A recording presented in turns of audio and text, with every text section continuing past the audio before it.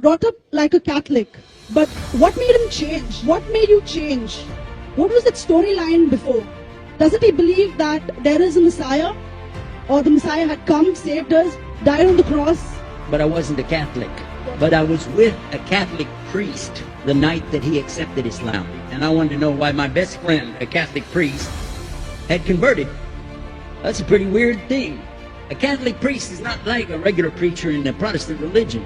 So how would a person like this want to become one of those Muslim terrorists? And I was sitting in a church one time, sitting there in the morning service, and then I look over here, and there's a cross with a man hanging on it. And I said, wow, they didn't miss a single one. They got them all. Something walking on the earth, something swimming in the sea beneath, something flying in the air above. So look at these two things. Clearly the first two of the 10 Commandments, bang, bang, boom.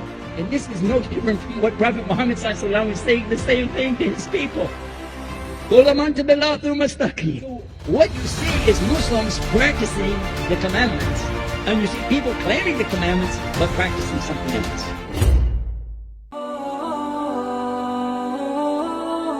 Sister, thank you for waiting. Could you please state your name and occupation, then state your question? I'm Sakina D'Souza, and I'm a Catholic. I believe Brother Yusuf was a Catholic before.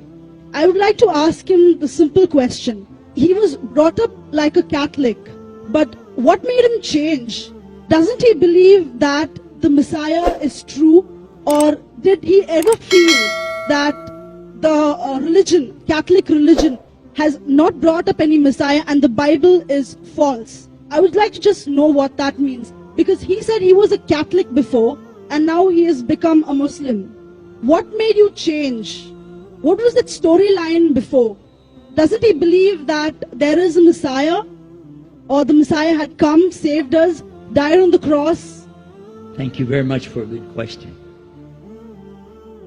I hate to disappoint you, but I wasn't a Catholic.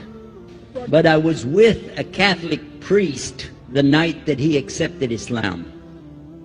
And I asked him these questions you asked me.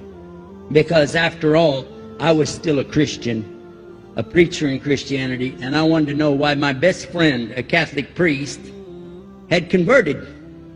That's a pretty weird thing. A Catholic priest is not like a regular preacher in the Protestant religion. A Catholic priest has given up everything. He's given up his life to be a Catholic priest. When he enters into this realm, he's basically given away everything. He can't have a wife, he can't have children, obviously no grandchildren. He has no home, he just lives in a rectory or wherever they give him a place to stay. And he's sent wherever they tell him to go, do whatever he's told to do, and that's it. And he cannot disobey the Pope, otherwise they can kick him out of the religion, and if they do, he's excommunicated and he goes to hell forever. So how would a person like this want to become one of those Muslim terrorists? That's what I wanted to know. He explained in a very few beautiful words something that I came to learn for myself. He said that he was sincerely in the Catholic religion because he believed in God. That he had studied, his degree was in theology, and a part of the teaching that they as priests have is to study Islam. Every priest is forced to study Islam. Now you may not know that, but you can ask your priest and he'll confirm it. And when you study Islam, even when Islam is taught to you by somebody who hates Islam, as long as they don't corrupt it too far, you can still see the truth in Islam. A classical example happened to me just recently when I was in Saudi Arabia. A friend of mine, very old copy of one of the first Qurans ever translated to English by George Sale. George Sale hated Islam, he hated the Muslims, but when he translated the Quran to English, he was true to the text of the words. Although maybe not getting all the meaning, he certainly was true to the text of the words. I was shocked when I read it. Have you seen it? You know what I'm talking about? Amazing. And listen to this. George Bernard Shaw, for instance, is one of many, a long list of people who read this and realized the truth of Islam. When people see the truth of Islam, it can change them if they want to be guided. If they want the truth, it can change them. You might think, I'm a Catholic, I'll never be anything but a Catholic. But I'm going to ask you a question, and I want you to be honest. This is not for you to, start a debate, but just be honest. Was Jesus a Catholic?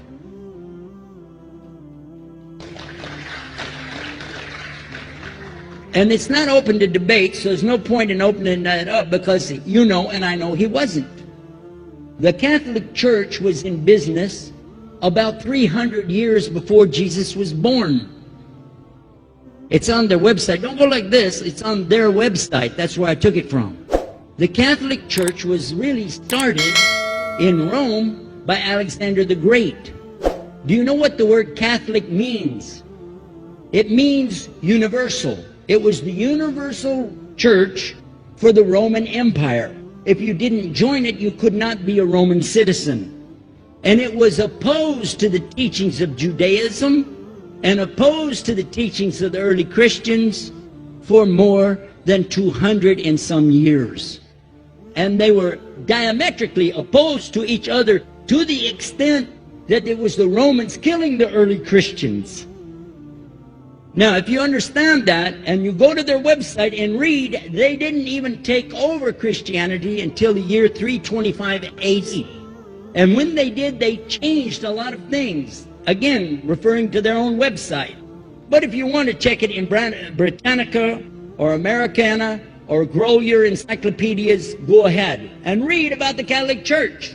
When in August of 325 AD, at the Nicaea Council, they took over, first thing they said was, let's change the date of the birth of Jesus to be the same date as that of Mithras, which was the god, one of the gods worshipped there, and also the sun god's birthday was the same day, December the 25th, believing it to be the shortest day of the year.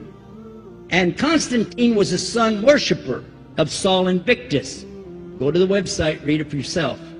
There are a lot of points, but not the least of which, even today, if you go in any Catholic church, and I have, you'll see so many portraits and statues and idols and images throughout the whole place, that for the one who's never experienced that, for a Muslim who knows about these images, he'll be like, whoa, whoa, what's this? The first time I walked in a Catholic church, I was about 10 years old. I was shocked.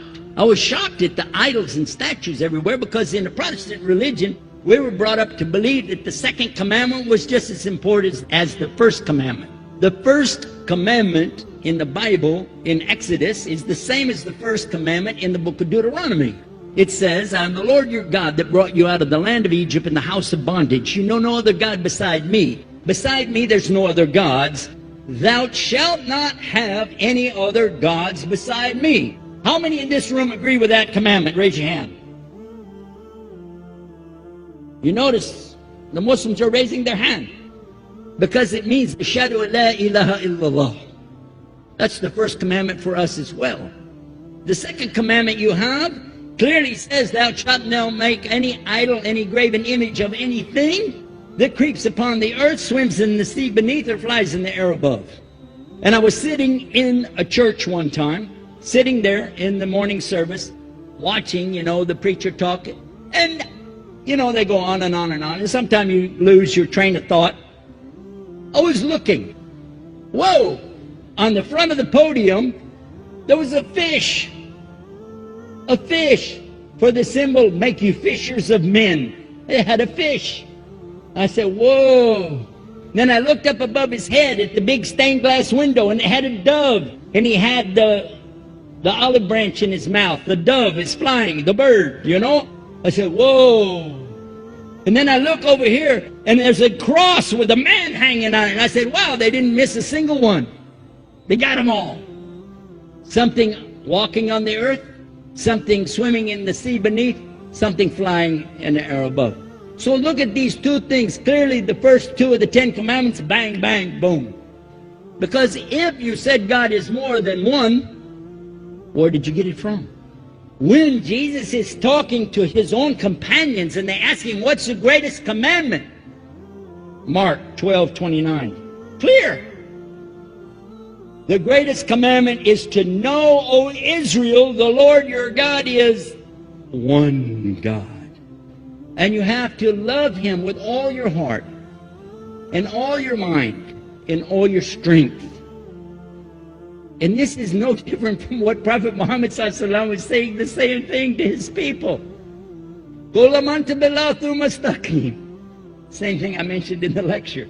This is certainly for us the same. So what you see is Muslims practicing the commandments, and you see people claiming the commandments but practicing something else. And I have seen more converts from the Catholic Church than any other of the many sects of Christianity, and especially from the nuns, priests, and even an archbishop.